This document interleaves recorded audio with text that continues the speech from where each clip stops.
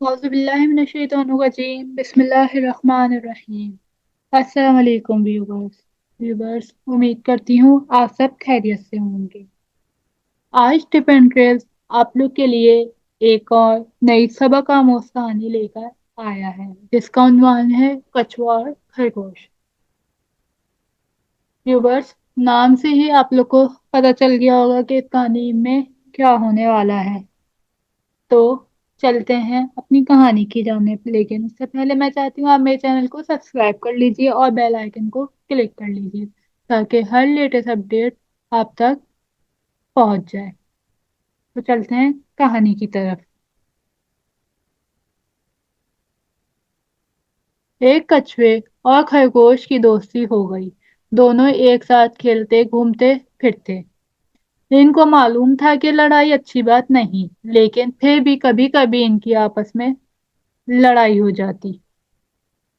होता यूं कि दोनों रास्ते में जा रहे होते तो खरगोश तेज चलने की वजह से आगे निकल जाता और कछुआ अपने भारी जिस्म की वजह से तेज ना चल सकता और पीछे रह जाता, जिस पर खरगोश इसका मजाक उड़ाता। और आपको तो मालूम है कि किसी का मजाक उड़ाना कितनी बुरी आदत है। आखिर एक दिन कछुए ने तंग आकर खरगोश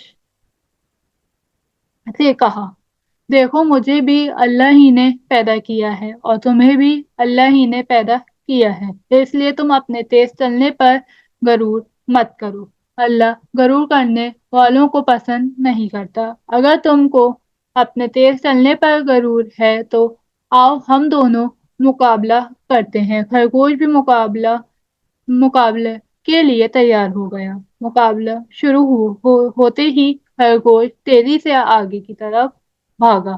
काफी दूर निकल जाने के बाद इसने सोचा कि कछुआ तो बहुत देर के बाद यहाँ पहुंचेगा, जब तक मैं कुछ देर आराम कर लूं। ये सोचकर वो एक दरख्त के नीचे सो गया। इधर कछुआ आहिस्ता आहिस्ता चलता हुआ खरगोश के पास से गुजरा। खरगोश सो रहा था। कछुआ सारी बात समझ गया। इसने अपनी रफ्तार और तेज कर दी और मुकर्रर जगह तक पहुंच गया। अब खरगोश अपनी नींद से बेदार हुआ और भागता हुआ मुकर्रर जगह तक पहुंचा, जहां कछुआ पहले से मौजूद था।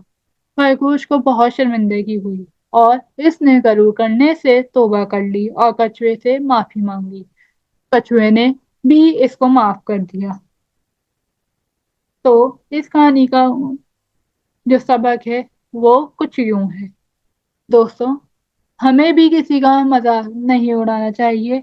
हर एक को हम अपने से बेहतर समझेंगे तो कभी हमारी किसी से लड़ाई नहीं होगी। और जो किसी को तंग करने के लिए मजाक उड़ाता है तो मरने से पहले अल्लाह ताला इसको भी इस कमजोरी में मुब्तला कर देते हैं।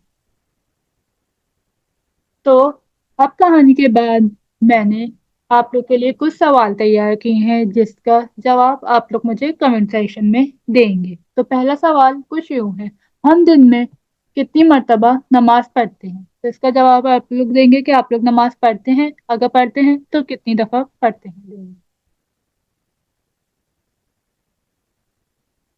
किस महीने में रोजे रखना जरूरी है? तीसरा सवाल, हमारे प्यारे नबी सल्लल्लाहु अलैहि वसल्लम के वालिद का नाम क्या था? चौथा सवाल, हमारे प्यारे नबी सल्लल्लाहु अलैहि वसल्लम की वालिदा माजिदा का नाम क्या था?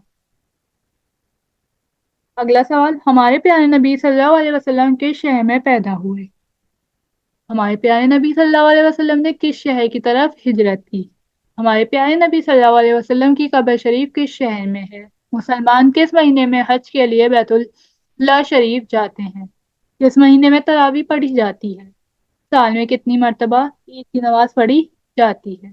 उम्मीद करती हूँ कि आप लोग ने इस कहानी को बहुत ही ज्यादा दिलचस्पी से सबक भी हासिल किया होगा, और उम्मीद करती हूँ कि आप लोग भी आज इस बात का अहद करेंगे कि अल्लाह ताला की तरफ से अगर आप लोग को कोई सलाहियत दी गई है या आप लोग को कोई इनाम दिया गया है कि तो आप उस पे इतराने या गुरूर या तकब्बुर करने के बजाय अल्लाह ताला का शुक्र अदा करेंगे और अपनी जिंदगी में भी सब्र और शुक्र को जगह देंगे।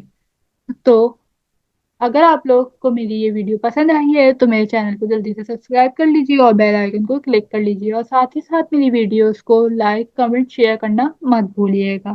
تو انشاءاللہ اب آپ لوگ سے ملاقات ہوتی ہے ایک نئی ویڈیو میں، تب تک کے لیے اللہ حافظ، take care, God bless you, stay blessed and happy, اللہ حافظ۔